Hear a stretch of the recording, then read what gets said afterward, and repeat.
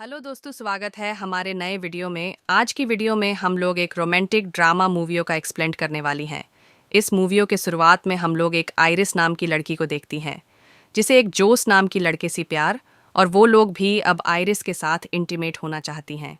लेकिन सबसे हैरानी की बात यह थी कि जॉस को इस बात से कोई भी फर्क नहीं पड़ता है कि कोई भी आइरिस के साथ घपाघप कर सकता है। एक बार आइरिस जब जोस के दोस्त के साथ अकेली होती है, तब और कहता है, मेरे पास आ जाओ क्योंकि तुम इसी काम के लिए यहाँ हो। इसके बाद वो आदमी आइरिस के साथ में क्या करता है, ये हम लोग इस वीडियो में आगे देखेंगे। तो चलिए इस मूवी को शुरू करते हैं। इस मूवी की शुरुआत एक सुपरमार्केट से होती है। यहाँ यहाँ आइरिस भी जोस को नोटिस करती है। इन दोनों की नज़रें मिलती है और इन दोनों को पहली नज़र में ही प्यार हो जाता है। अब ये लोग साथ में घूमते हैं। जॉस आइरिस को अपने दोस्तों से मिलाने के लिए लेकर जाता है। यहाँ आइरिस उससे बोलती है, तुम्हारी दोस्त यहाँ, इनके दोस्त पैट्रिक और इलाई भी आए हुए थे। ये सभी लोग अभी जिस घर में थे, ये घर सरगे का है। वैसे तो सरगे कैट का बॉयफ्रेंड था, लेकिन आइरिस को देखने के बाद अब उसकी निगाहें आइरिस पर पड़ जाती हैं। आइरिस और जो इसके बाद जब ये सभी लोग बैठे हुए थे, तभी पैट्रिक अपनी और इलाई की कहानी सुनाता है कि वो लोग एक दूसरे से कैसे मिले और उन्हें भी पहले नज़र में ही प्यार हो गया था। उनकी कहानी को सुनने के बाद आइरिस कहती है, मेरी भी कहानी कुछ इसी तरह है। सरगे कई सारे इलीगल काम भी करता है यहाँ पर। कैट आइरिस से ये कहती है, सरगे के पास सब कुछ है और उसकी तो एक सुंदर बीबी भी है। मैं तो बस उसकी टाइम पास हूँ। उसका जब भी मूड बनता है वो मेरे साथ इंटीमेट होता है। कुछ देर के बाद ये सभी लोग, लेकिन तभी आइरिस कुछ बोलने लगती है। जोस उसे कहता है, सो जाओ। तभी आइरिस एकदम से ही सो जाती है। सुबह में ये लोग नदी के पास जाने वाले थीं। जॉस आइरिस से कहता है, मेरा जाने का मन नहीं है, इसलिए तुम अकेली चले जाओ। जोस आइरिस की बात सरगे आइरिस के साथ फ्लर्ट करने की कोशिश कर रहा था। सरगे को देखकर आइरिस कहती है, मुझे अब वापस जाना चाहिए। लेकिन सरगे उससे कहता है, तुम मेरे गेस्ट हाउस में आई हो, इसलिए तुम्हें थोड़ा टाइम मेरे साथ गुजारना चाहिए। सरगे यहाँ आइए। सरगे कहता है, मेरे पास कैट का परमिशन है और तुम तो यही करने के लिए हो। कुछ ही देर के बाद हम लोग आइरिस को देखते हैं, जो कि खून में पूरी तरह लथपथ थी। आइरिस कहती है, मैंने उसे रोकने की कोशिश की, लेकिन वो नहीं रुका और वो मेरे साथ जबर यही। पर हम लोग ये समझ पाते हैं, आइरिस कोई इंसान नहीं बल्कि एक रोबोट है। अब इन लोगों ने आइरिस को बांध दिया। ये लोग आपस में ये बातें करते हैं। हम लोग पुलिस को साफ साफ कह देंगे कि सरगे के साथ सारा कुछ इसने किया है। यहाँ पर जॉस इलाई से कह, और मेरे साथ ये सब क्या हो रहा है। जॉस यहाँ आयरिश को सब कुछ सच बताता है।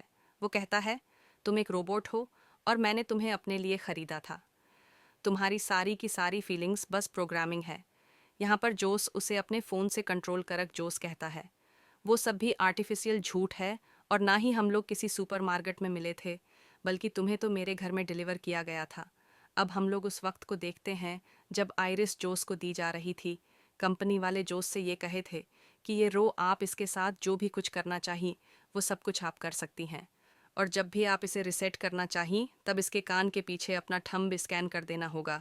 इसके बाद जोस आइरिस के सामने बैठकर उसके अंदर लव वाला फीलिंग डेवलप करने लगता है और वो जोस को अपना सब कुछ मानती है। वो उसके साथ कई बार इंटीमेट भी होता है। लेकिन अब जोस ने आइरिस को सब कुछ बता दिया था। वो कहता है, तुम्हारी सारे फीलिंग्स प्रोग्रामिंग है। ये सुनकर आइरिस रोने लगती है।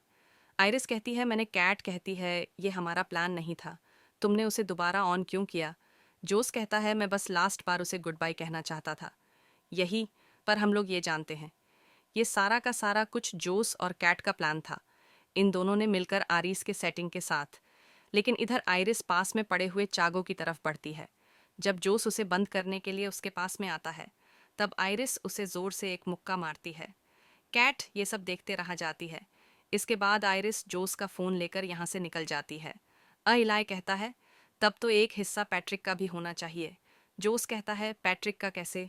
यहीं पर हम लोगों के सामने एक और बड़ा खुलासा होता है कि पैट्रिक भी एक रोबोट है। ये लोग बातें करते हुए पैसों का 3 हिस्से करने के लिए मान जाती हैं। लेकिन पी इधर आइरिस जोस का फ़ोन लेकर आई थी और वो जोस के फ़ोन को खोलकर अपनी सेटिंग्स खुद से ही चेंज कर लेती है और वो अपने इंटेलिजेंस को 100% कर देती है। इसके बाद वो ये सोचती है कि अब वो इस जंगल से कैसे निकले। अगर आइरिस चुपचाप जोस के कार तक और आराम से यहाँ से निकल सकती है। लेकिन तभी यहाँ पर इलाई और पैट्रिक आ गए। लेकिन यहाँ पर हम लोग ये जानती हैं कि पैट्रिक को पहले से ये पता था कि वो एक रोबोट है। उसने ये बात अपने आप ही जान लिया था। पैट्रिक कहता है, ये बात जानने के बाद वो मेरे लिए बिल्कुल सच है। इलाई कहता है, हाँ मैं भी तुमसे बहुत प्यार करता हूँ। लेकिन तभी जॉस का फ़ोन बजता है।